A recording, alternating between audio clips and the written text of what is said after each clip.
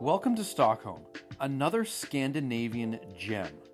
It's a city of amazing architecture, delicious food, and beautiful parks and archipelagos. Now let me show you the amazing time I had in this incredible city. Well, it's a beautiful Sunday morning here in Stockholm. It's 16 degrees Celsius right now. Last night I went for some Swedish meatballs, and they were incredible. I basically had 2 travel days back to back, so I'm just taking it a little slower today. I'm just gonna grab a pastry and then maybe just go for a walk in the park, and then go on a boat tour that'll cover some of the islands around Stockholm, which would be pretty cool. Might not get much sun the next 2 days, so I'm gonna take advantage of it today. My gosh, my immediate reaction is how pretty is this city? Unbelievable day. Can't wait to stroll through this park. Okay, well, to kind of set the scene, just chilling here on a park bench. The area, I'm gonna screw up the pronunciation, so I'm not even gonna try, but it's right by all the museums. Man, it's just so nice out today. Just how pretty it is right now. Look at this thing. I mean, it looks pretty good. So you can see they got the raspberry jam, the vanilla part. Yeah, this thing looks gonna be wicked. Okay, let's give a review of this. I was tempted to get a cinnamon roll again. They are so hit and miss in Norway. I mean, I'm gonna have to get one here eventually, but I wanted to go with something different today. So, okay, let's do the vanilla part first. That is great flavor, not gonna lie. That's pretty good. I'm gonna turn it around and bite the raspberry side now, so I can just enjoy the rest of this in peace. Oh wow, this is pretty good. This is one of the best pastries I've had since I've gotten to Europe. Honestly, this pastry is a 9 out of 10. This is excellent. So we're off to a great start here in Stockholm. Well, it's about 1:30, maybe almost 1:45 now actually.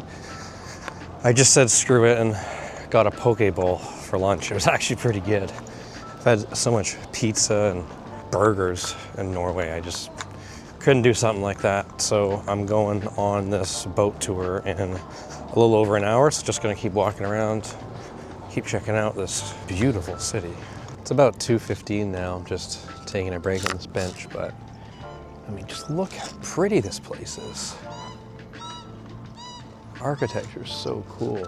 It's still quiet. It's more busy than Oslo for sure, but I've spent today just wandering around the city, just taking it in. I've walked, I don't know, 12 or 13 kilometers by now. The last 2 days have been travel days.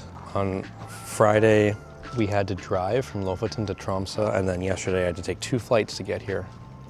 So it was nice to just not really be on a schedule, not really have a plan, just go for a walk, this weather. One of the things I love about Stockholm is the architecture, and the lighting behind me was so cool. I mean, look at this scene right here. We are doing another cinnamon roll. I was told this is very Swedish. I can tell that this one just feels glazy. It has some frosting sprinkles on it. It's moist. I like it. I really hated that second cinnamon roll that I had in Norway. It was so dry. At least this one's moist. So today my plan is to do the Vasa Museum. First I'm gonna go do my own walking tour of Gamla Stan, which is Gamla Stan, maybe, which is Old Town.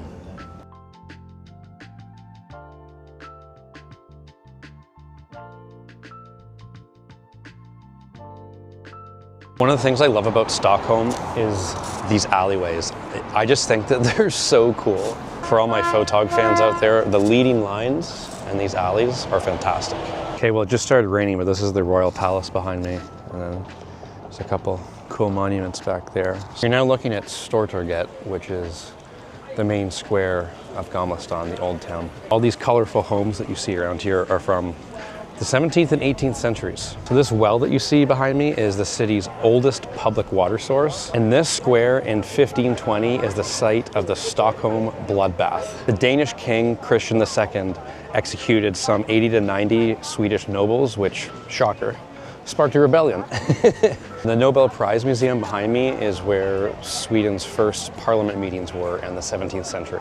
So this is Pastry, which is a typical narrow European cobblestone street. I love walking through these areas. They're so cool to take pictures and videos, and it's pretty quiet right now too. Right behind me there is a Viking stone. It is 1,000 years old.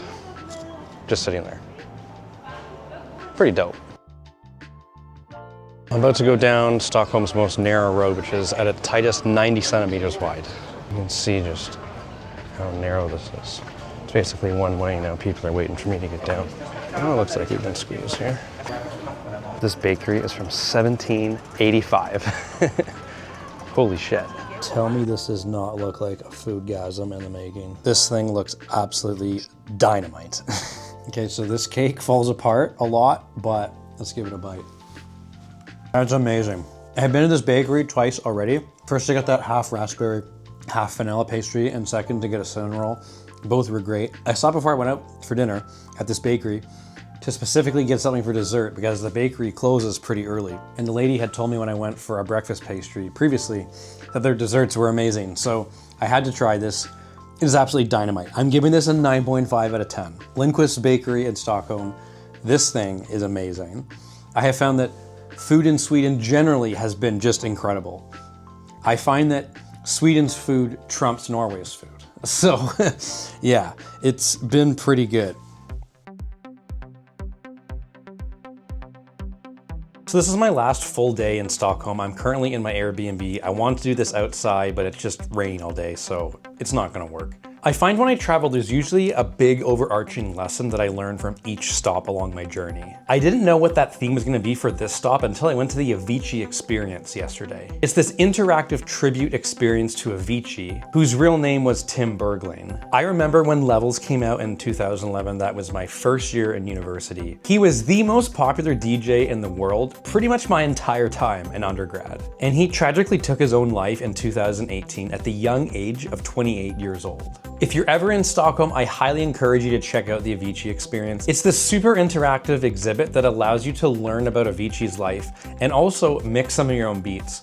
Overall, I found the experience very insightful and very fun. But learning about the struggles that Avicii had despite the success, financially, the fame, I found it quite touching. And ultimately, Tim was hooked on prescription drugs and just wasn't happy with what he was doing. It seemed like he hated touring, and the pressure that was put on him being in the music industry ultimately became too much for him. So going to that exhibit and this stop, honestly, overall, reminded me how important it is to follow your inner compass in life. And at the end of the experience, there's a tribute book that allows guests to write a message to Tim in his memory. So I'm gonna read you what I wrote in the book.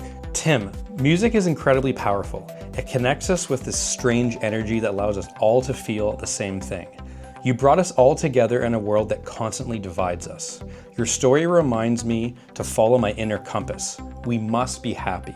What appears on the outside isn't always what is going on the inside. May you find eternal peace. And as someone who's still continuing to find his own path, this exhibit reminded me that I have to remember what's important to me. You can be the world's most popular DJ, be on a stage spinning for tens of thousands of people, and inside your own head, still be unhappy. So what did I learn in Stockholm? That I have to make sure that what I'm doing in my life makes me happy. That is the definition of success in my mind. Because ultimately, no matter what you have, if you're not happy, what's the point?